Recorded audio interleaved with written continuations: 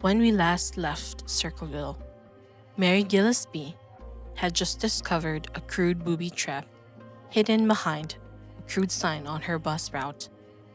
The device, a pistol wired to fire when she tugged at the sign, failed to discharge, but its discovery completely shifted the narrative.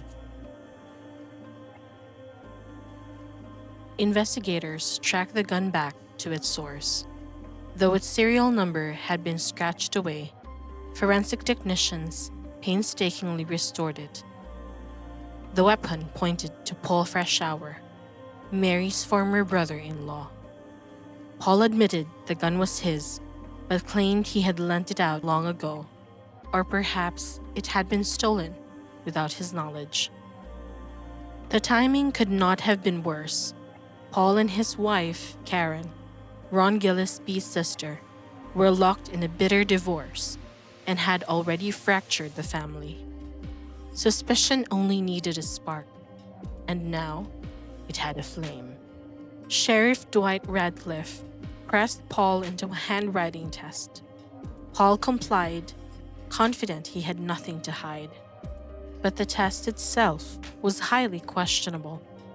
Instead of independent samples, he was handed the Circleville Letters and told to mimic them. To outside experts, this was a recipe for bias, almost inviting a false match. Investigative journalist Martin Yant later revealed that handwriting analysts criticized the procedure as fundamentally improper. Yet despite the flaws, authorities announced that the writing bore Paul's mark, and so he was arrested, not for the letters themselves, but for attempting to silence Mary Gillispie with a weaponized trap. Paul insisted he had passed a lie detector test, but records told a different story. He denied writing the letters, and the examiner called him deceptive.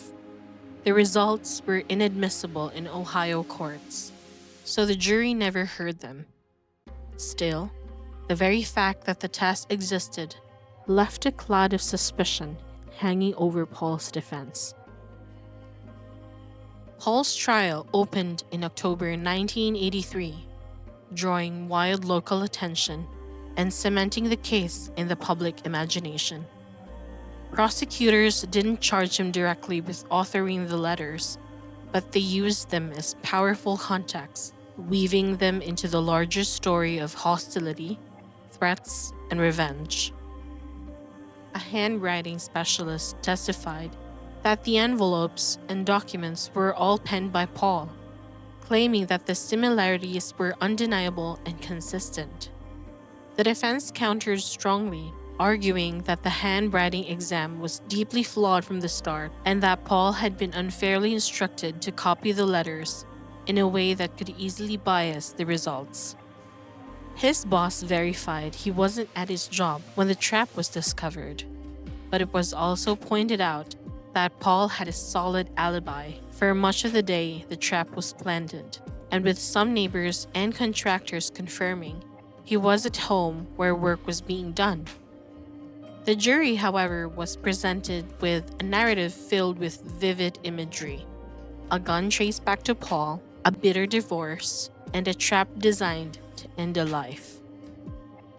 Even so, several critical gaps remained. There were no fingerprints, no physical evidence tying Paul directly to the trap or letters, and the testimony that left room for doubt. Yet despite those gaps, Paul was convicted of attempted murder and received the maximum sentence of 7 to 25 years, a verdict that continues to spark debate about whether the jury's decision was guided more by emotion than by evidence.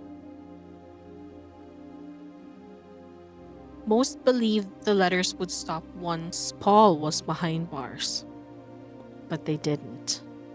The notes kept coming, mocking townsfolk, threatening officials, even accusing the prosecutor of corruption. One chilling message reached the prison itself addressed to Paul. When are you going to believe You aren't getting out of there. I told you years ago, when we set them up, they stay set up. All the letters were postmarked from Columbus. While Paul sat in a facility in Lima, Sheriff Radcliffe requested that Paul be placed in solitary confinement. Prison officials complied, monitoring all his mail and restricting access to writing materials. Yet all the letters still arrived. After several internal investigations, the warden admitted it was impossible for Paul to be mailing them. Paul himself received another mocking message while incarcerated, reinforcing the idea that someone outside was perpetuating the campaign. Why did the jurors accept the narrative against Paul? Social psychologists might point to the availability heuristic, the tendency to judge events as more likely when examples are vivid and emotionally charged. A gun chase to Paul, a contentious divorce, and a dramatic booby trap created a compelling story of revenge. Meanwhile, research shows that forensic conclusions can be skewed by context. Experts often see what they expect to see. Handwriting specialists later describe the police test as improper, and modern studies reinforce this risk. Rudolph, in 2013, explained that contextual and confirmation bias, such as exposure to subjects' identities, case narratives, or investigative expectations, can unconsciously push examiners towards biased judgments, while Vanden Heuvel et al. Demonstrated that contextual information provided to handwriting experts can bias their evaluations, showing that exposure to such case details can significantly alter conclusions even when the handwriting evidence itself is ambiguous. Polygraph results, although inadmissible in court, may have influenced investigators. Paul reportedly believed he passed, but records indicated he failed, raising the questions whether investigators misused that information and whether the public was misled. Paul served 10 years before parole in 1994, never wavering from his claim of innocence. After his release, the letters stopped as suddenly as they had begun. To some, that was the smoking gun. To others, it was proof he had been a scapegoat all along. Paul died in 2012 without ever learning who truly authored the letters, and Circleville was left without closure. But the cracks in the case were always visible. The handwriting test, the shaky alibis, the letters that refused to stop even when Paul sat in solitary. These weren't answers. They were questions, doubts that no verdict could erase. And so the real mystery deepened. What gaps have been ignored? And whose shadows still lingered? Which brings us to the next part of the story.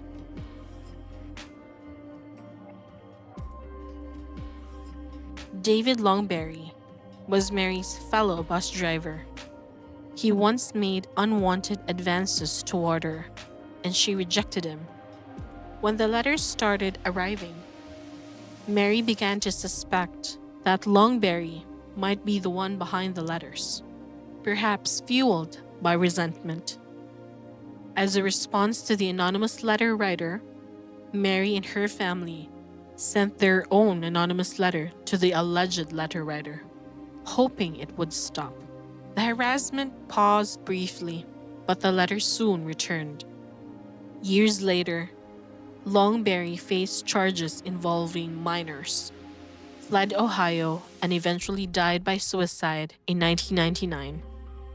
While his history and access to Mary's schedule raised questions, there was never proof he authored the Circleville Letters. By that time, the spotlight had already fixed itself on Paul Freshour. Karen Sue Freshour, Paul's ex-wife and Ron's sister. Some analysts noted her handwriting bore resemblances to the anonymous letters, but her samples were brushed off as inconclusive. She had keys to Paul's garage, where the gun was kept, and it was Karen who first suggested sending an anonymous letter to Longberry, a tactic meant to flush out the real writer. According to Pam Stanton, a longtime family friend, during the divorce trial, Karen lost her home, the custody of their children, and was living in a trailer. It may be circumstantial, but it created the impression that if Paul were removed from the picture, she might regain what she had lost. So what if the tactic becomes something more? In the middle of a bitter divorce, with custody battles and property disputes on the line, Karen had both motive and opportunity. She was close to the evidence. She had access. Yet despite those red flags, she was never seriously investigated.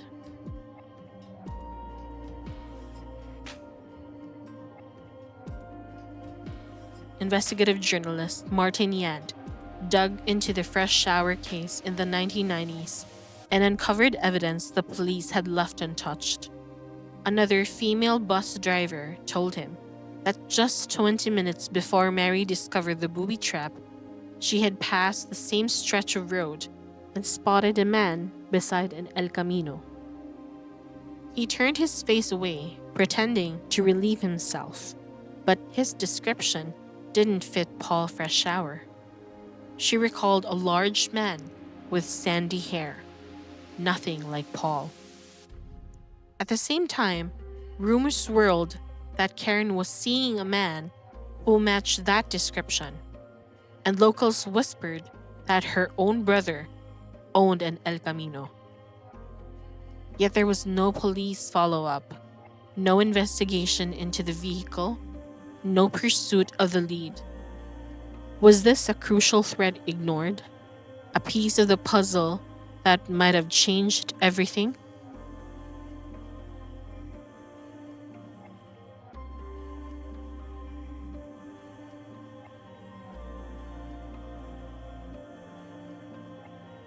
The letters themselves, obsessive, moralistic, unrelenting, leave a behavioral footprint. Obsessive-compulsive and paranoid traits could explain the endless surveillance and moral condemnation that laced the letters. Covert narcissism may account for the self-righteous tone, a mix of moral posturing and hidden hostility. Labeling theory suggests that the writer cast themselves as an outsider, using shame as a weapon to police social norms. Moral panic shows how fear became contagious, until suspicion was woven into daily life.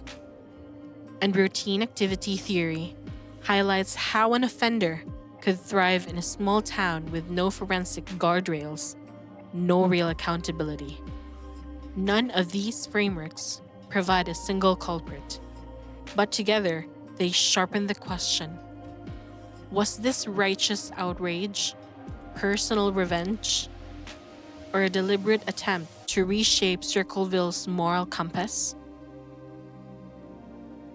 But something seems amiss.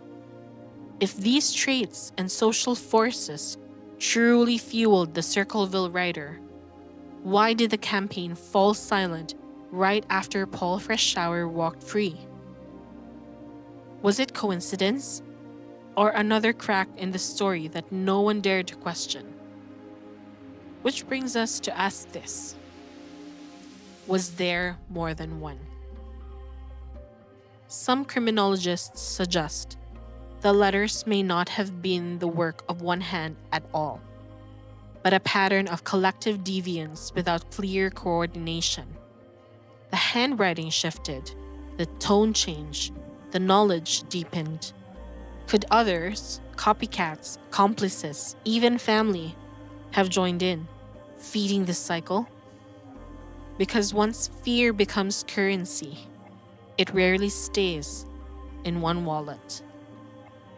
And these lingering cracks lead us closer to another shadow in the story, one carried not by Paul, but by his own family, which brings us to the death of Mark Freshour.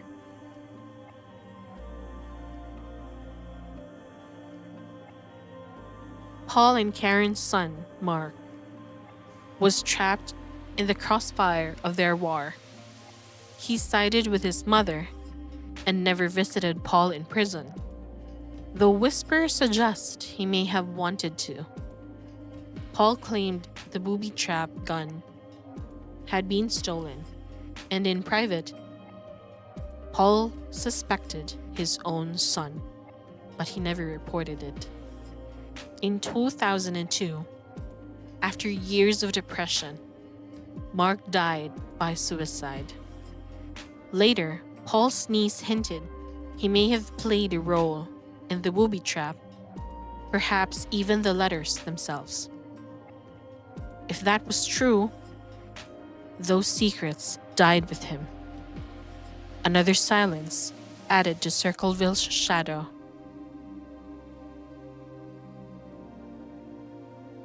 The letters stopped, but the damage endured. Mary Gillispie never found justice. Paul Freshour died proclaiming his innocence, but has never proven it.